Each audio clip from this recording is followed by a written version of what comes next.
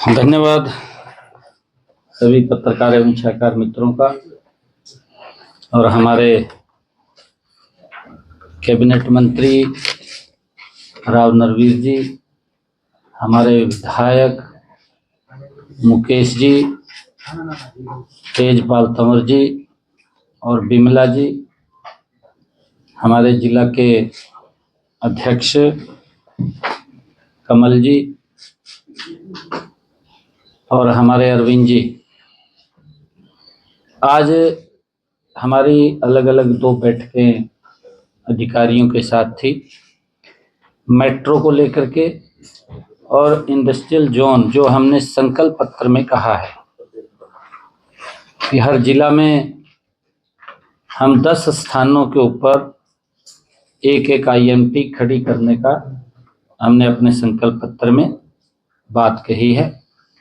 आज उसको लेकर के अधिकारियों के साथ हमने सारा रिव्यू किया है कि पीपी मोड पर इसको एक्सप्लोर किया जाएगा ताकि जो इन्वेस्टर्स है उसको सस्ती ज़मीन उपलब्ध हो सके उसके लिए, और इन्वेस्टर्स को जो सुविधाएं हम यहाँ उनको देंगे उसका सरलीकरण, ताकि किसी इन्वेस्टर्स को चक्कर न काटने पड़े।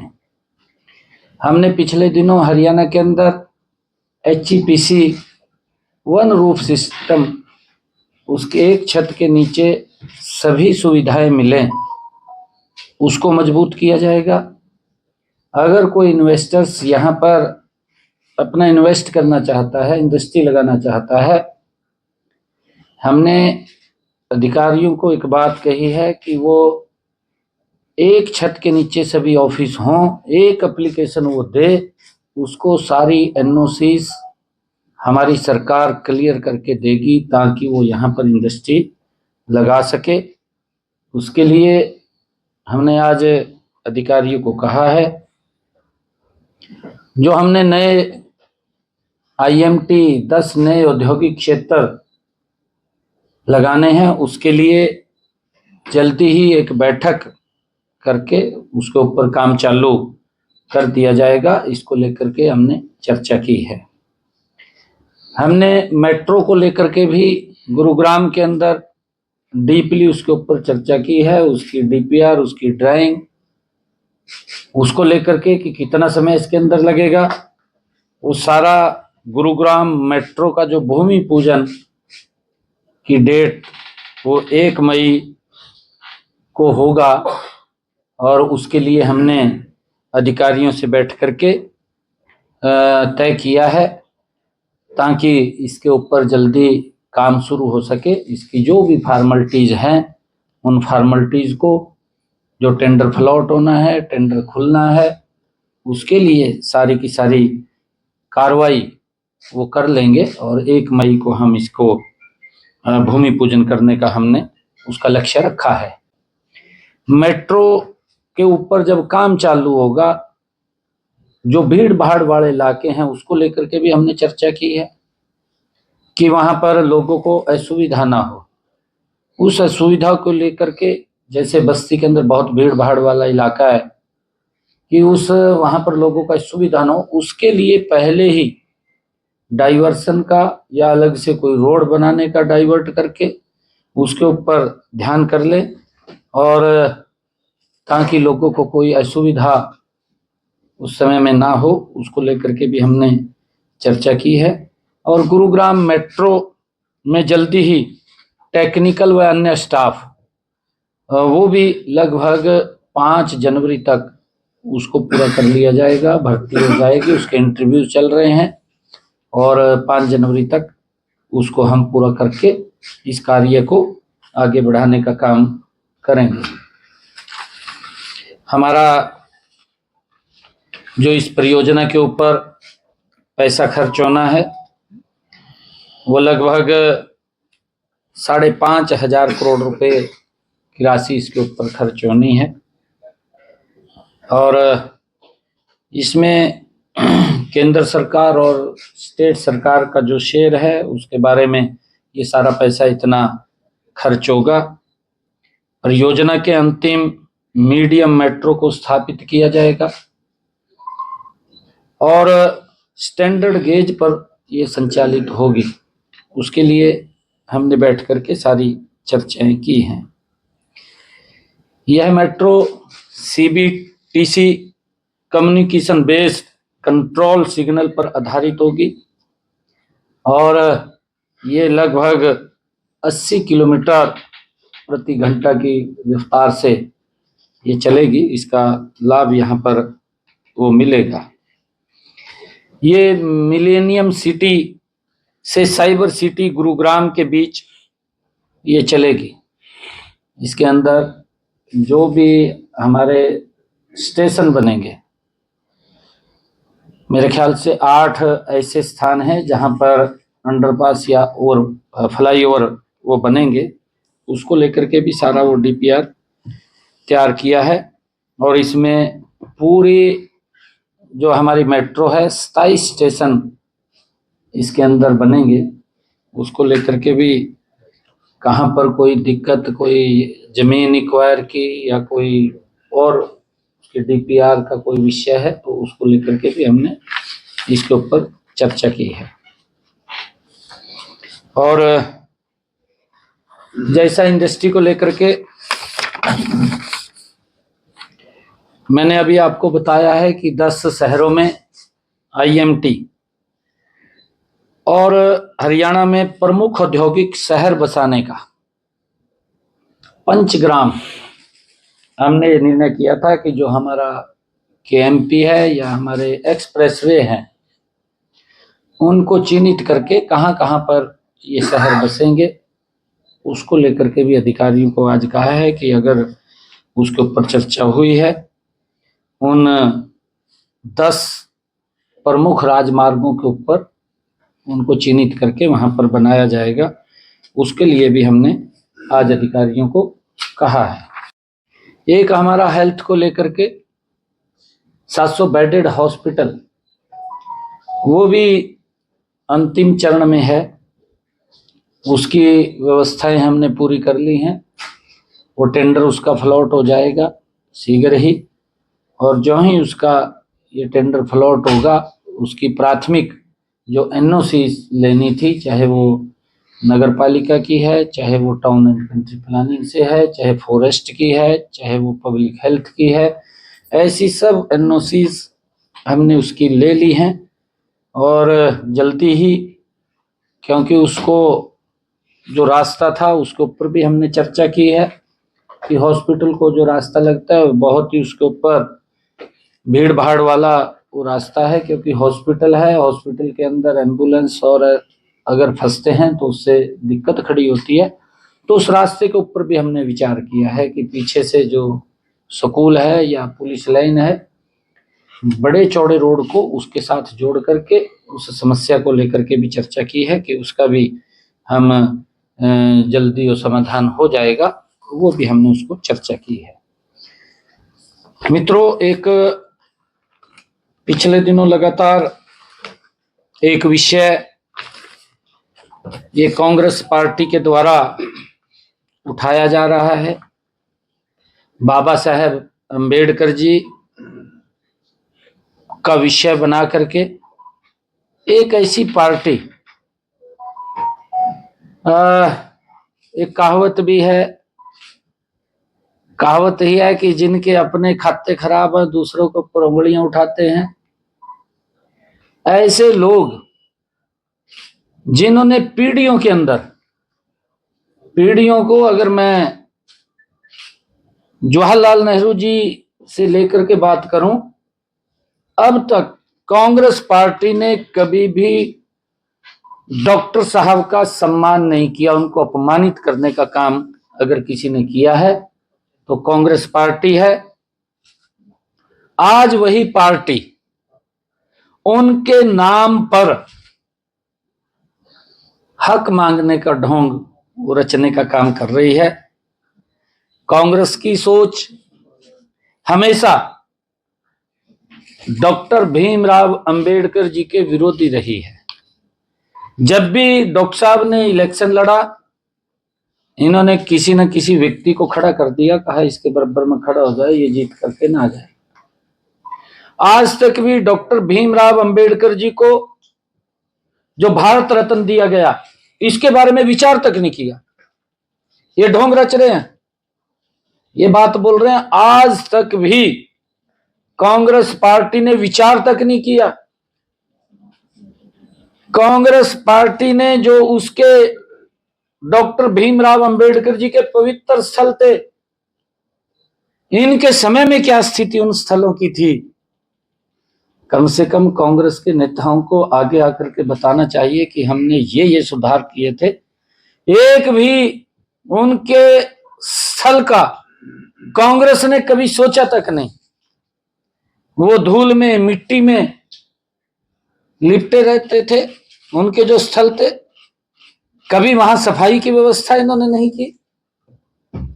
मोदी जी ने आकर के उन 5 स्थानों को पंच तीर्थ के रूप में विकसित किया और भारत रत्न भी देने का गैर कांग्रेसी सरकार ने डॉक्टर भीमराव अंबेडकर जी को भारत रत्न से नवाजा। कांग्रेस ने तो कभी सोचा भी नहीं था। आज ये ढोंग रच रहे हैं, आज ये बाबा साहब के ऊपर राजनीति कर रहे हैं। इन्होंने बाबा साहब की उस मूल भावना के साथ भी खिलवाड़ किया है जो उन्होंने अपने पवित्र संविधान में लिखा था कि देश के संसाधनों के ऊपर सबसे पहले गरीब का हक है। कांग्रेस के लोग ये बताएं, 55 साल तक देश के ऊपर शासन किया। बाबा साहिब जो बोल करके गए थे कि गरीब को मजबूत और संपन्न करना है, प्रधानमंत्री आवास योजना के तहत कितने मकान इन्होंने बना करके दिए अपने 55 साल के सालों में। ये देश को बताने का काम करें, राजनीति मत करें। हम 10 वर्षों के अंदर नरेंद्र मोदी जी ने जितने मकान गरीबों को बना करके दिए हैं, हम उसका पूरा रिकॉर्ड देश को बताने के लिए तैयार हैं। गरीबों के लिए किया है। डॉक्टर भीमराव अंबेडकर जी की अमूल भावना है कि गरीब व्यक्ति को मजबूत करना है, उसको खुशहाल करना है। और हमारी सरकार, मोदी जी की सरकार, डॉक्टर भीमराव अंबेडकर जी के दिखाए हुए उस मार्ग पर मजबूती से आगे बढ़ रही है। ये राजनीति कर रहे हैं, कांग्रेस राजनीति कर रही है। क्योंकि जब 55 सालों में गरीब के लिए कुछ किया नहीं और गरीब ने इनको नकार दिया, बाहर का रास्ता दिखाई दिया। ये वह हमारे हरियाणा के अंदर देश में पहले तो ये उस पवित्र संविधान की बुक को लेकर के राहुल बाबा भी घूम रहा था पूरे देश के अंदर। अरे भाई, तू बुक तो लेकर घूम रहा, तेरे को हम रोकते नहीं भी था, क्यों बुक लेकर घूम रहा? पर तेरी पार्टी ने 55 सालों तक क्या गरीब के लिए किया वो भी बताए थे, तो क्यों उठाए फिर रहा उस बुक को? वो काम भी होंगे, वो बताने का काम कर, राजनीति मत कर। परंतु लोगों के अंदर ये भय पैदा कर दिया, मोदी जी अगर बन गए इस संविधान को खतरा हो जाएगा। मैं कांग्रेस के नेताओं को ये बात कहना चाहता हूं, नरेंद्र मोदी के नेतृत्व में ये देश के 140 करोड़ लोग उस पवित्र संविधान के अनुरूप मजबूती से आगे बढ़ रहे हैं। ये भारत उस पवित्र संविधान को लेकर के विकसित राष्ट्र बन रहा है। इसकी चर्चा गरीब व्यक्ति भी कर रहा है। इन्हीं 10 वर्षों में गरीब व्यक्ति ने शुरू की है कि यही सरकार है जो हमारे वेलफेयर के लिए काम कर रही है, हमारी मजबूती के लिए काम कर रही है। खतरा संविधान को नहीं है, खतरा कांग्रेस पार्टी को है। और मैं ये कहना चाहता हूं कांग्रेस के लोगों को कि जो आपकी सोच है 2029 के अंदर आपने जितना झूठ बोलना था वो बोल लिया। आगे आपका ना झूठ चलेगा ना बिकेगा, आपका सुपड़ा साफ होगा।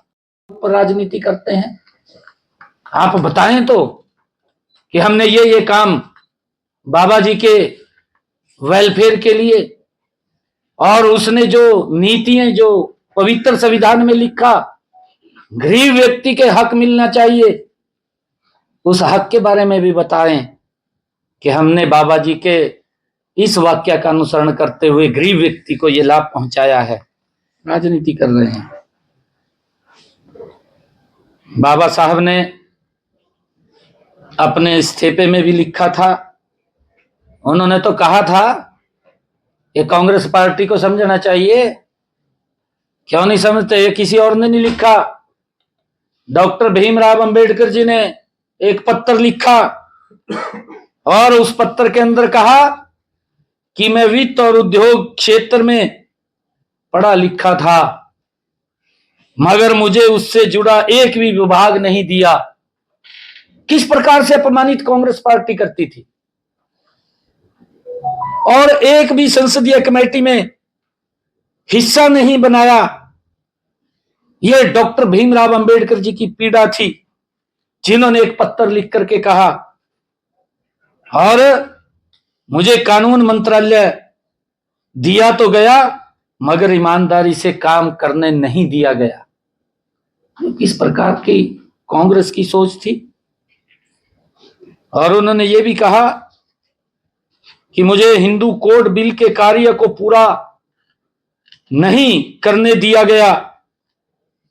कांग्रेस पार्टी एक ही वर्ग को लेकर के काम करती है। ये बाबा साहब ने लिखा है कि केवल मुसलमानों की ही चिंता की गई, लेकिन एससी एसटी को उचित संरक्षण प्रदान नहीं किया। ये बाबा साहब ने कहा है, और ये लोग राजनीति करते हैं। इनको अधिकार नहीं है बाबा साहब की मूर्ति उठाने का। इन्होंने जो लोग बाबा साहब का अपमान करते हैं, और उन्होंने ये भी लिखा कि प्रधानमंत्री का सारा ध्यान मुस्लिम समुदाय के लिए समर्पित था।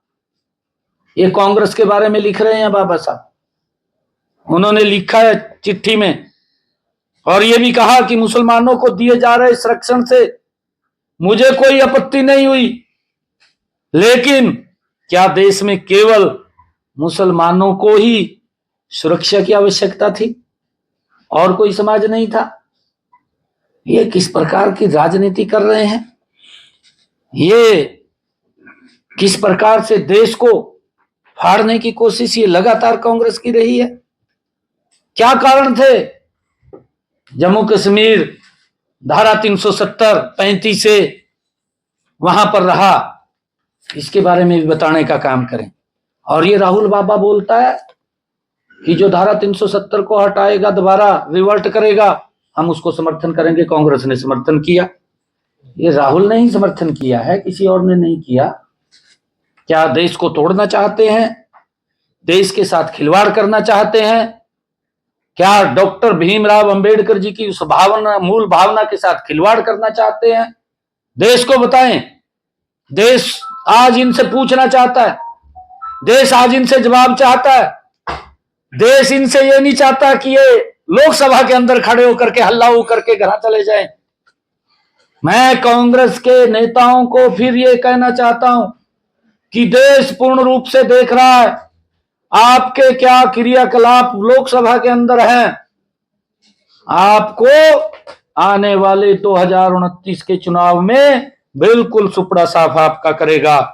आपको ये चिंता नहीं है कि मोदी जी ने जितनी योजनाएं चलाई हैं 10 वर्षों में, ये कांग्रेस के नेताओं को ये नाम भी नहीं बता सकते। लोगों को उसका लाभ मिल रहा, ये तो विरोध करने के लिए। ये लोकसभा के अंदर ये किसी अपने क्षेत्र के विकास की बात करने के लिए नहीं जाते, मोदी जी की नीतियों का विरोध करने के लिए जाते हैं कि गरीब व्यक्ति को ये योजना का लाभ क्यों मिल रहा है, उसके लिए लोकसभा के अंदर जाते हैं। गरीब व्यक्ति देख रहा है, इनका झूठ अब बिका नहीं, ना हरियाणा में बिका, ना महाराष्ट्र के अंदर बिका, और इनके झूठ को देश के लोग पहचान चुके हैं। आने वाले 2029 के चुनाव में कांग्रेस का बिल्कुल सुपड़ा साफ वो करेंगे। कि कांग्रेस द्वारा बाबा साहब के त्याग पत्र को जन सामान्य के बीच में नहीं लाया गया। कांग्रेस पार्टी यह स्पष्ट करना चाहिए कि उसने बाबा साहेब भीमराव अंबेडकर जी के त्याग पत्र को जनता के सामने क्यों नहीं लेकर के आए, ये कांग्रेस के नेता बताएं। राहुल बाबा को इसके ऊपर डिबेट करनी चाहिए कि हमारे पूर्वजों ने जब बाबा साहब अंबेडकर जी ने त्याग पत्र दिया, क्यों दिया, किस कारण से दिया, उसको सार्वजनिक करें, देश को बताएं, राजनीति मत करें। उनके नाम के ऊपर राजनीति कर रहे हैं। जब भी कोई बड़ा नेता जाता है तो उनकी विरासतों को संजोया जाता है और उनकी स्मृतियां बनाई जाती हैं, लेकिन कांग्रेस पार्टी ने बाबा साहिब की एक भी स्मृति बनाने की अनुमति नहीं दी। क्यों नहीं दी? अरे जिस व्यक्ति ने इस संविधान मसौदा की समिति का जो अध्यक्ष था, जिसने मेहनत करके इस पवित्र संविधान को देश को दिया, अरे ऐसे व्यक्तित्व की स्मृतियों को हमें सजो करके रखना चाहिए था। एक की भी उन्होंने इजाजत नहीं दी। नरेंद्र मोदी जी ने, जो मैंने चर्चा की है, पंच तीर्थ के रूप में विकसित किया है 5 उसके स्थानों को, कि लोग वहां जाएं, उनकी स्मृतियों को देखें, प्रेरणा लें, आगे बढ़ें। बाबा साहब के जन्म स्थान मध्य प्रदेश में उनकी एक स्मृति निर्माण का काम हमारे भारतीय जनता पार्टी के मुख्यमंत्री सुंदरलाल पटवा ने किया। उन्हीं के कार्यकाल के दौरान हुआ। इन्होंने तो आज तक उसको भी तवज्जो नहीं दी। और श्रद्धेय अटल बिहारी वाजपेयी जी, जिनकी कल जन्म जयंती है, उन्होंने उसका उद्घाटन किया था।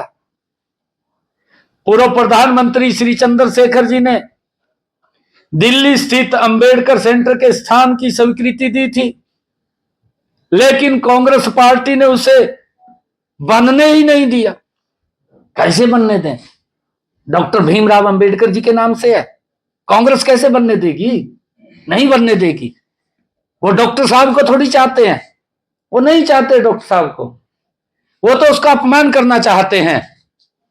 और आदरणीय नरेंद्र मोदी जी ने उस अंबेडकर सेंटर का भव्य निर्माण किया। उस स्थान को एक पवित्र स्थल के रूप में विकसित करने का काम अगर किसी ने किया, वो आदरणीय नरेंद्र मोदी जी ने किया है। भाइयों, ये लोग बोल रहे हैं इनको कौन सा अधिकार है? ये तो लड़ाई झगड़ा करने जहां उसमें अंदर इनका सुपड़ा साफ होने वाला है। ये तड़फ रहे हैं बेचारे, क्या करा क्या ना करा, इनकी तड़फ, क्योंकि दर्द तो कहीं और है, पीड़ा कहीं और निकल रही है इनकी। आने वाले समय के अंदर ना तो वो दर्द निकलेगा, ना पीड़ा निकलेगी, ना घर बैठेगा दामते।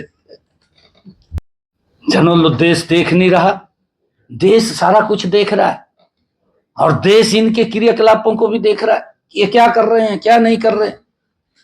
मोदी जी की सरकार ने लंदन में बाबा साहेब जहां रहते थे, जहां उन्होंने रह करके पढ़ाई की है, वहां उनकी एक स्मृति बनाई है। दिल्ली में उनके निवास स्थान पर स्मृति स्थापित की है। नागपुर की दीक्षा भूमि और मुंबई की चैतन्य भूमि की स्मृतियां भी श्रद्धेय नरेंद्र मोदी जी ने बनाई हैं। ये पता नहीं कौन से उसके अंदर ये लाभ लेना चाहते हैं, बाबा साहब का नाम लेकर के। खाली इनके पास मुद्दा नहीं रहा कुछ भी। कांग्रेस पार्टी ने बाबा साहेब की स्मृतियां बनाने के लिए अगर कोई भी कदम उठाया हो तो राहुल बाबा बताए ना, तेरे पास तो सारा रिकॉर्ड है, बताना चाहिए इसने कि हमारे पूर्वजों ने बाबा साहब को सम्मान देने के लिए ये काम किया। क्यों नहीं देता?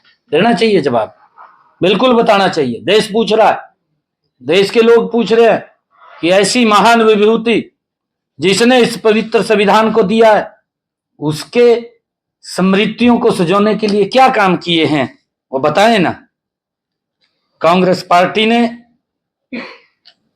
जो बाबा साहेब की स्मृतियां बनाने के लिए कोई कदम नहीं उठाए और अड़चने डाली, जबकि देश भर में नेहरू जी, श्रीमती इंदिरा गांधी, संजय गांधी, राजीव गांधी के नाम पर सैकड़ों स्मारक खड़े कर दिए।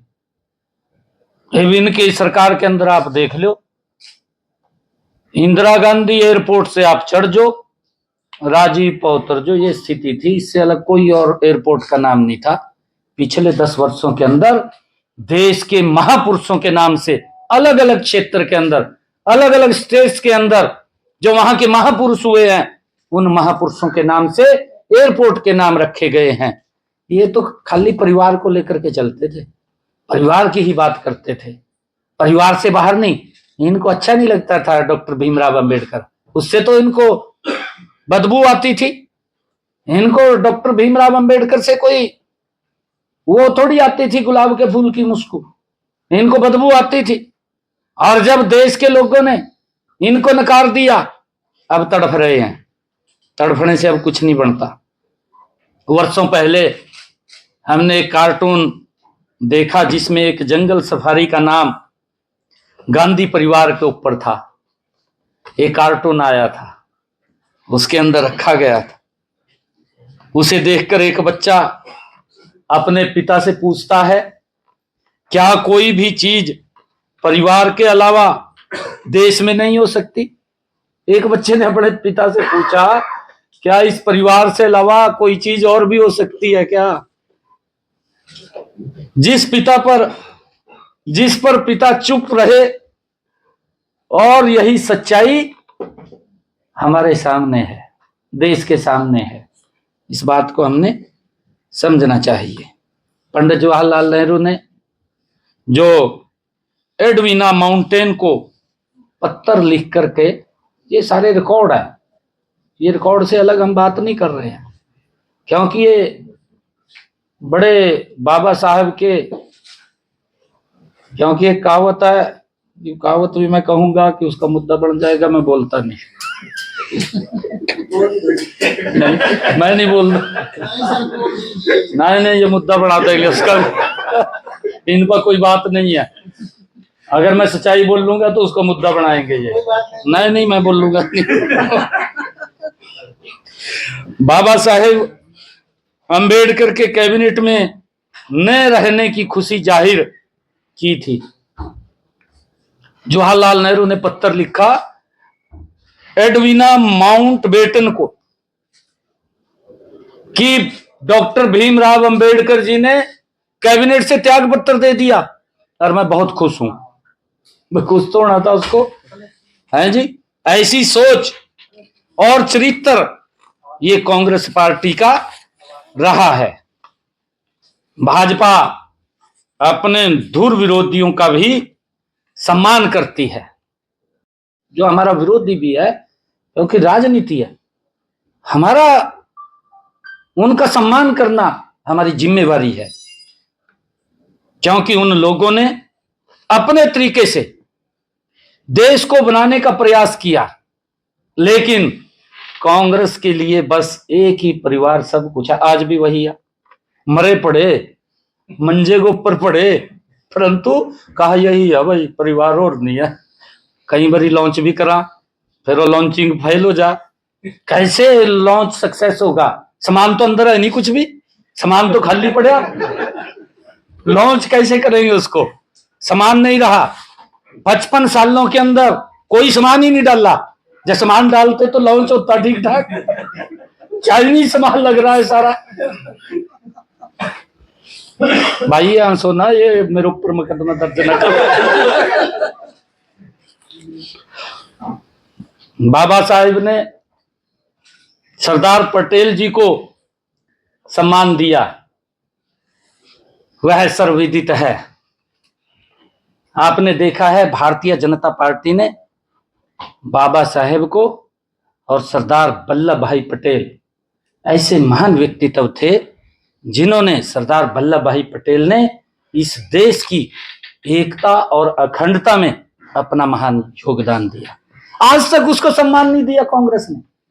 आदरणीय नरेंद्र मोदी जी ने विश्व की सबसे ऊंची प्रतिमा स्टैच्यू ऑफ यूनिटी बना करके सरदार वल्लभ भाई पटेल को सम्मान देने का काम अगर किसी सरकार ने किया तो नरेंद्र मोदी भारतीय जनता पार्टी ने किया है। ये नहीं चाहते थे कि किसी को सम्मान मिले। जिस व्यक्ति ने अखंड भारत का निर्माण किया, ऐसा महान व्यक्तित्व, उस व्यक्ति को यह सम्मान नहीं दिया। और भाजपा ने सरदार पटेल जी की जब मृत्यु हुई 1950 में, उन्हें भारत रत्न 42 वर्ष बाद 1991 में दिया गया। और मौलाना आजाद की मृत्यु 1959 में हुई, लेकिन उन्हें भारत रत्न 1992 में दे दिया। क्यों भेदभाव कर रहे भाई? भेदभाव नहीं करना चाहिए। मोदी जी एक बात बोलते हैं, इनका तो प्रधानमंत्री बोलता था, कोई और नहीं बोलता था। देश भी उस बात को सुनता था, परंतु कई बार बहुत ज्यादा लोगों की स्पीड हो गई है काम के अंदर, ध्यान में नहीं रहता। कांग्रेस का ही प्रधानमंत्री, जिसमें राहुल गांधी उसको चलाते थे, उस प्रधानमंत्री ने कहा कि इस देश के अंदर सबसे पहला, इस देश के संसाधनों के ऊपर अगर हक है तो वो अल्पसंख्यक का है। क्यों भाई? मोदी जी ने तो ये कहा कि इस देश के संसाधनों पर सबसे पहला हक इस देश के गरीब का है, वो कोई भी है। अरे देश को तोड़ने का काम, देश के अंदर भेदभाव करने का काम ये कांग्रेस पार्टी कर रही है। ये तो इनके रील्स हैं, आप सुनिए ना क्या क्या ये बोलते थे। और ये इसके अंदर आ गया। सरदार पटेल की मैंने बताया है कि उनकी मृत्यु 1950 में हुई, 42 वर्ष लगे उसको भारत रत्न देने में, जिसने अखंड भारत का निर्माण किया, 562 रियासतों को एकजुट करने का काम किया। और 1959 में मौलाना आजाद की मृत्यु हुई, 1959 में हुई, तो भारत रत्न उनको देने का काम इन्होंने किया है। 1991 में भारतीय जनता पार्टी ने ही, प्रधानमंत्री पीवी नरसिम्हा राव जी थे, अगर तब भी गांधी परिवार का कोई व्यक्ति प्रधानमंत्री होता तो इन सभी को भारत देने का काम भी अटल बिहारी जी की सरकार ने किया। अब्दुल कलाम, आजाद और सरदार पटेल नेहरू जी के विरोधी थे, लेकिन कांग्रेस ने उनका सम्मान नहीं किया। और यही रवैया बाबा साहेब भीमराव अंबेडकर जी के साथ भी अपनाया गया। ये राहुल गांधी के परिवार का इतिहास है। कांग्रेस पार्टी द्वारा किए गए बाबा साहेब के अपमान का तगमा लेकर के चल रहे हैं। राहुल गांधी को ये नाटक बंद करना चाहिए। नाटक है, इसके पास कहने के लिए कुछ नहीं है, अधिकार नहीं है इसको कि ये बाबा साहेब के ऐसे महान व्यक्तित्व की फोटो उठा करके ये चले, कोई अधिकार नहीं है।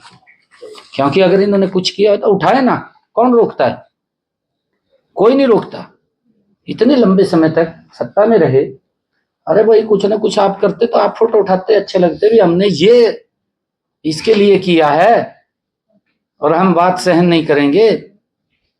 आदरणीय अमित शाह जी ने बाबा साहेब के सम्मान के अंदर बोल रहे थे, कांग्रेस के उस चेहरे को नकाब कर रहे थे जो वो पवित्र संविधान को उठा करके गली गली घूम रहे हैं।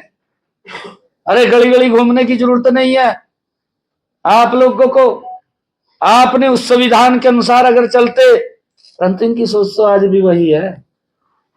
अगर आप देखेंगे, इन्होंने महामहिम राष्ट्रपति महोदय, महामहिम उपराष्ट्रपति महोदय और देश का लोकतंत्र, देश का संविधान, देश के कोर्ट, देश के हमारे लोकसभा सदन के अध्यक्ष, देश के प्रधानमंत्री, एक का भी सम्मान नहीं किया हो तो बता दीजिए। हर व्यक्ति का अपमान करने का काम इन्होंने कोई समय नहीं छोड़ा कि जब भी इनको मौका मिला तभी भी इन संवैधानिक पीठों का अपमान करने का काम कांग्रेस पार्टी ने किया है। ये किस मुंह से बाबा साहेब के उस चित्र को, उस प्रतिमा को लेकर के उठा करके वो बोल रहे हैं? इनको कोई अधिकार नहीं है। देश सब कुछ जानता है, देश को मालूम है कांग्रेस खत्म हो रही है, कांग्रेस के पास नीति नहीं है, कांग्रेस की नीयत नहीं है, कांग्रेस का नेता भी नहीं है। नहीं, आज नगर निगम चुनाव को लेकर के बैठक नहीं हुई है। हमारी पूर्ण तैयारी है, उसकी वार्ड बंदी चल रही है और हम जल्दी ही जो ही चुनाव आयोग डेट देगा, हमने चुनाव आयोग को कहा है कि सरकार चुनाव कराने के लिए तैयार है और हम जल्दी ही चुनाव करा लेंगे। कांग्रेस में एक बाजी देखने को मिली है, जिला प्रभारियों की सूची जो है वो जारी की गई थी अध्यक्ष द्वारा, लेकिन जो उनके प्रभारी हैं उनकी तरफ से उनको रोक दिया गया। देखिए, जो आपने क्वेश्चन किया है वो ठीक क्वेश्चन किया है। यही तो फ्रस्ट्रेशन है राहुल गांधी की। कदी और संविधान ठहले, उनके तो नीचे जमीन नहीं रही, जमीन तो साफ होगी। और मैंने लास्ट में क्या शब्द कहा? ना नीति है, ना नीयत है, ना नेता है। एक प्रदेश का अध्यक्ष अपने प्रभारी को कह दे, कहा तेरे को मैंने हटा ही दिया।